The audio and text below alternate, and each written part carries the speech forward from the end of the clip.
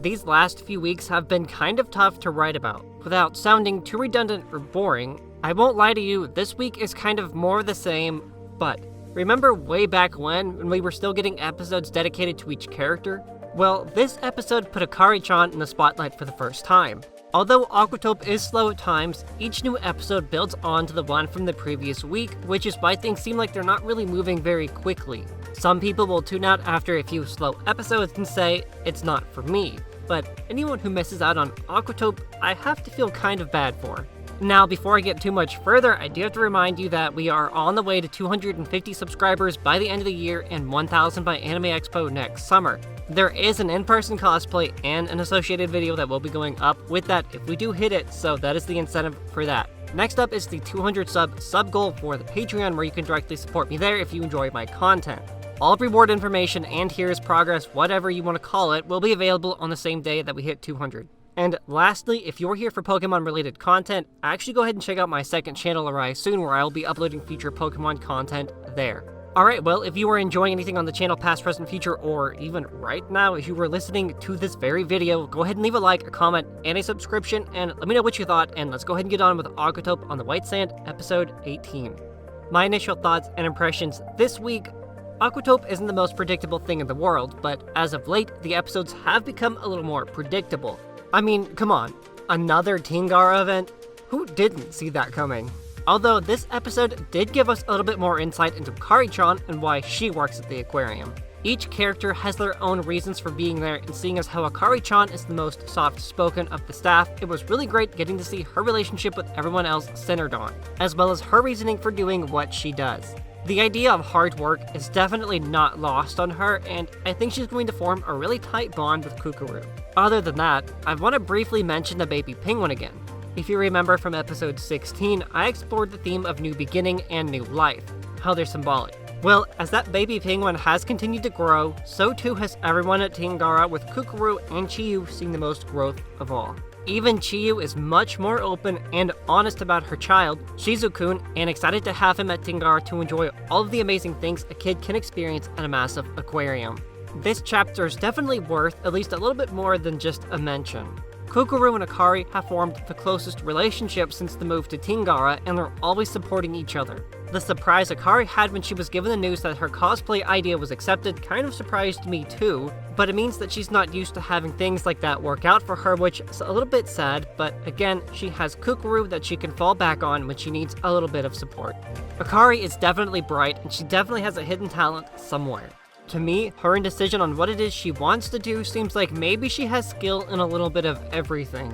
There is no one particular area she's more experienced in than another.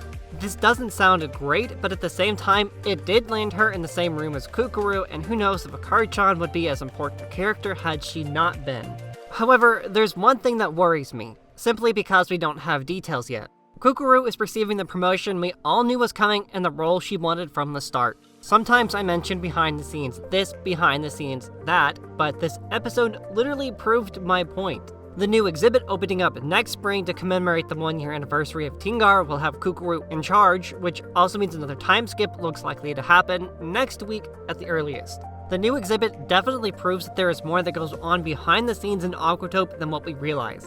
With Kukuru being in charge of the new exhibit, she obviously won't be in marketing with Akari-chan. So my biggest worry here is that this friendship between the two doesn't get the time it needs to flourish and grow.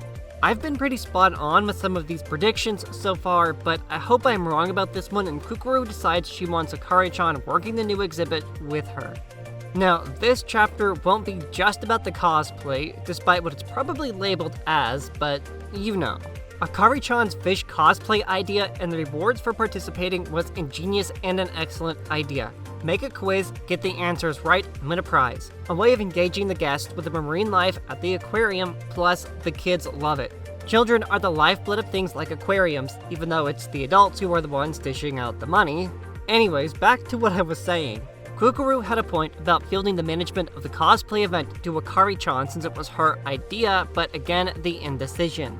Kukuru ends up being the one to get the whole thing running, but even after the theme was set to be sea-oriented, Akari-chan still remains relatively at ease with the changes, without offering much in the way of her thoughts. Kukuru, on the other hand, initially tries to get Akari-chan to take the lead, but the counter-rebuke is that she's part-time and the work isn't suitable for a part-timer.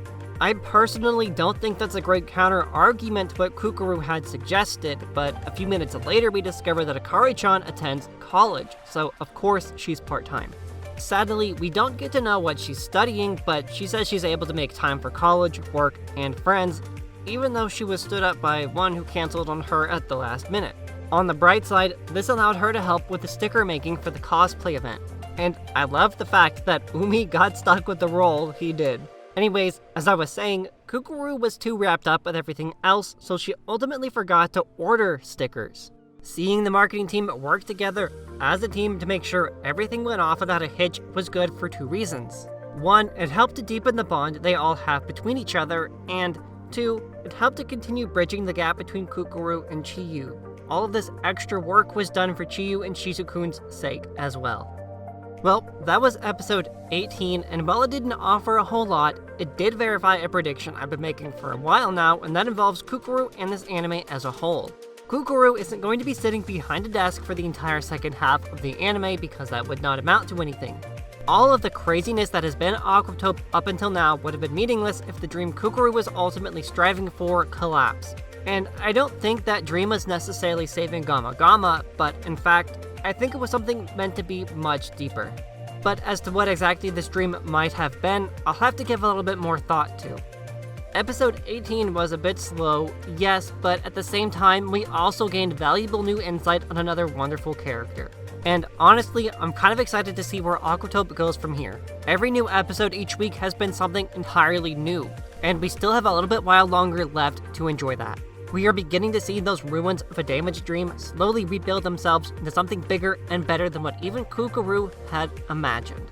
Our little Aquatope journey is not over just yet, and neither are these episode reviews. So make sure you're checking your inbox every Friday evening, for that is when I upload. Usually, unless you're not subscribed, and then you won't see it. But I have an easy solution for that. Hey, what is that thing down there? What is that? It's red and it says subscribe. What is that? Click on that. Oh no, you're subscribed now. Whatever will you do? See you all tomorrow with a brand new selection project video.